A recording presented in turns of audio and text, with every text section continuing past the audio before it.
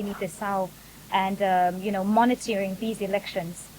Thank you so much. Since I left office, I've always been scared talking to the media. But in this particular case, I decided to speak to the media.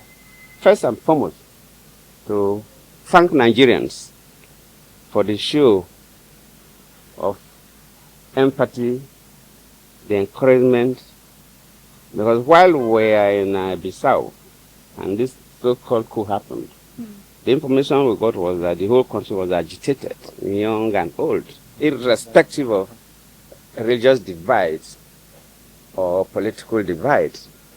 And I sincerely appreciate Nigerians. And I want them to hear directly from my mouth to appreciate their concern.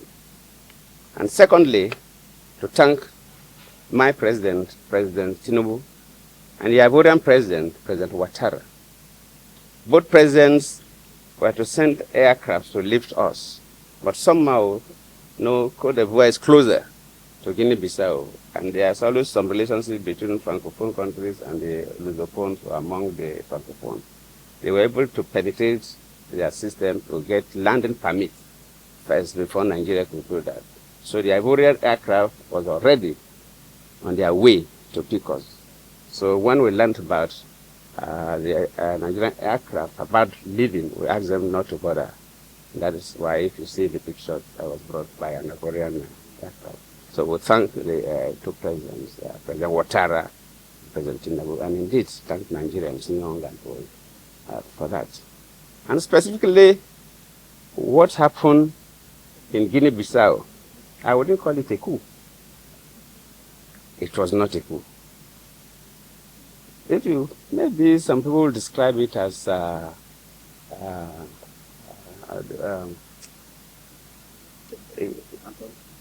no, not quite. RNG?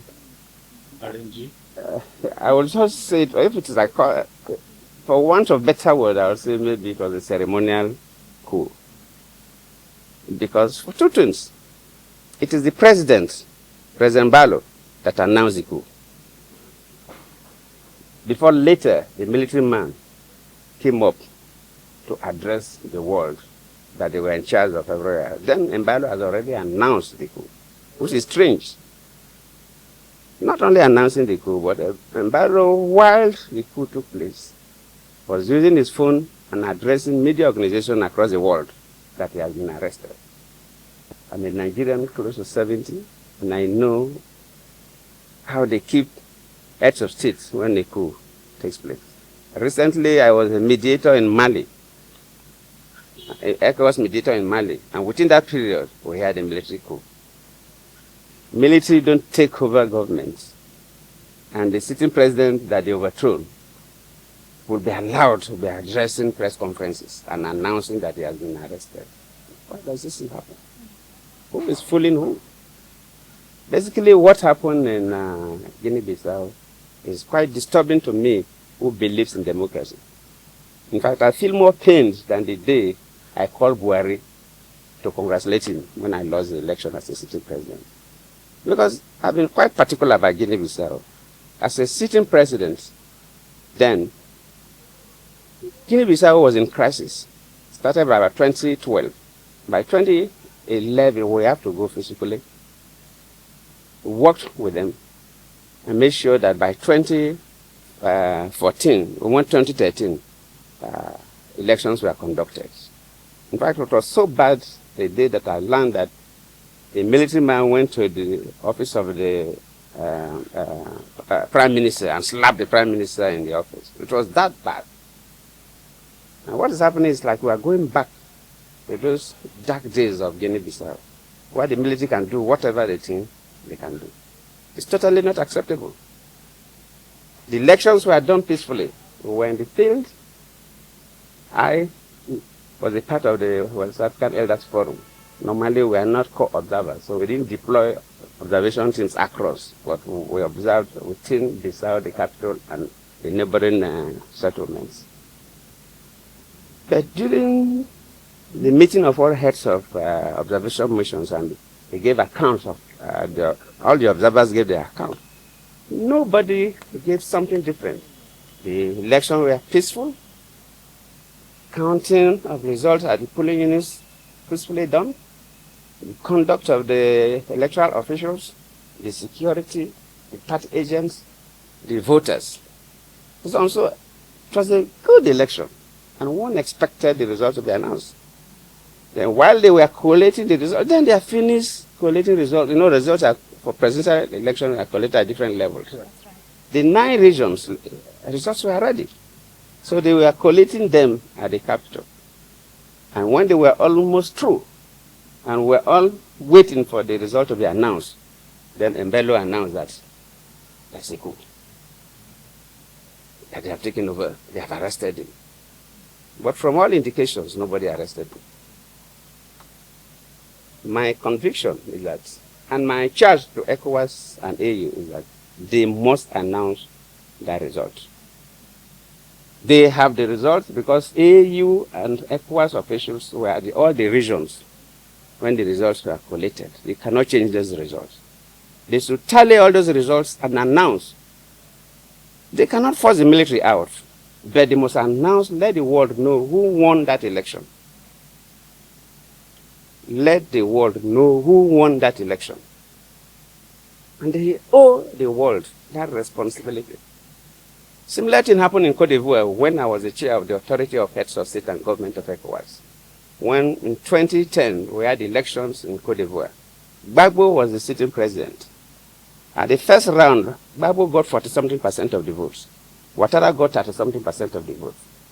And their law, you must get 50% of the votes plus 1 at least. Democracy is about majority. You must get a simple majority to be the president. So they have to go for a second round. And when they went for the second round, all those other candidates that lost now supported Ouattara. And Ouattara now got more votes than Gbagbo. And Gbagbo said he was not going. That he won the election. How can somebody who had something now come and defeat him? But that is a law. Then all the observers, international communities say Ouattara won the election. Then we ECOWAS said, well, you're our colleague, but you have to go. If the observers, everybody say, Ouattara won the election, Ouattara must be sworn in as the president of Côte d'Ivoire. I stood my ground as the chair of the Authority of Heads of State and Government of ECOWAS, and Ouattara was sworn in. So, the leadership of ECOWAS, luckily, Madabio was a former military man himself, so he should be courageous. The leadership of AU, they must be courageous. They must announce who won that election. I'm not saying they should mobilize soldiers to go and fight. No need to shed blood, but we must know. Because the results are there. They have the results. The AU, ECOWAS, they have the results. So we cannot be playing pranks. Nobody should call others fools. There's no way they remove a military coup. Military coup at the time they want to announce the result. How? And the president was the person who announced the coup. It doesn't happen anywhere. Well, you people are too young, so you didn't know what used to happen in Nigeria. We're a country that witnessed a series of coups before. So it doesn't happen. Well, Your Excellency, speaking about ECOWAS, as of this morning, there was an update that ECOWAS leaders have suspended Guinea-Bissau from decision-making bodies. What comments do you have towards that? No, that's traditional. Because ECOWAS, though, if you follow the history of ECOWAS, ECOWAS started when a number of West African countries had military leaders. But later on, when leaders now see that for your economy, ECOWAS is economic community, the emphasis was the economy. But for you to develop your economy, you must be politically stable. So protocols were changed, and we agree that in ECOWAS, we must not go back to military rule. We must not go back to military dictatorship. We must embrace democracy. And since the change of protocols, if any country, a military takeover, that country is suspended. It's normally, it's natural. So we expect that, and they knew it was going to happen. So it's not strange. So, Your Excellency, as we speak now, 4 countries within the West African bloc, 3 have already... Don't worry yourself. Even if 5 countries remain in ECOWAS, so be it. It's costly to do the right thing. But ECOWAS must not bother. If Guinea-Bissau want to join the military camp, they should. They should. Even if 5 countries are committed to remain in ECOWAS and develop ECOWAS, the only thing is that they must modify the protocols or create some other protocols to make sure that ECOWAS do things that will endear them to the citizens, things that young people will benefit, things that business class will benefit, things that students will benefit. Let ECOWAS be attractive to citizens of the community, not just talking about political issues. When ECOWAS continue to do those things, these countries, they will come back to join ECOWAS. The military, it will not be forever. You carry gun today, took over government, with time, society will be tired of you and will ask you to go.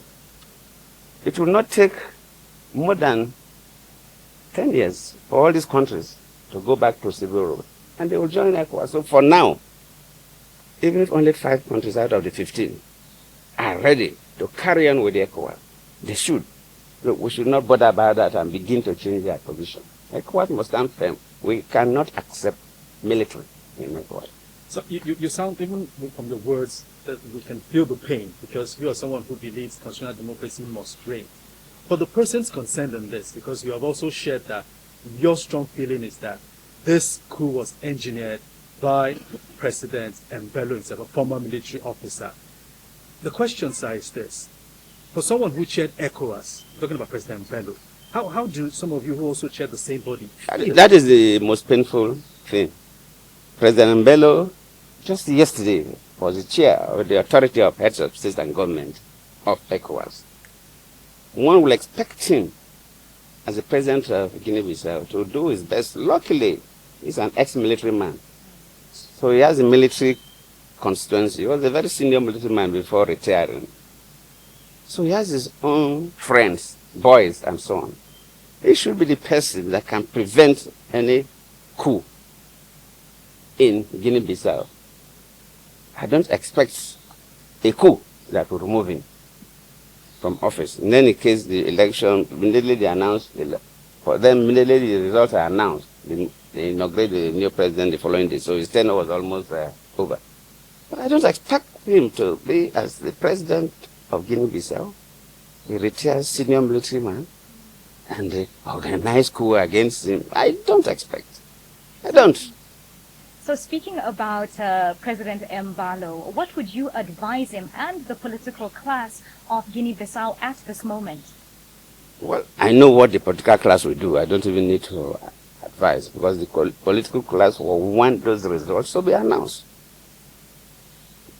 The political class will want the results of the election to be announced. Nobody should take citizens of a country for a ride. People did not go to work. People wasted their time, queued up, voted, and when they are about to announce the results, then you come as soldiers and you scuttle the results. So the political class will never accept that. For the military, I'll plead with them not to take Guinea-Bissau back to the dark days of 2011 to 2014. Because I was the chair of the ECOWAS Authority of Heads of State and Government, and I was involved. Most of them acknowledged it anyway when they saw me. They say, we know what you did for us. We know what you did for us. They know what Nigeria did to stabilize the country.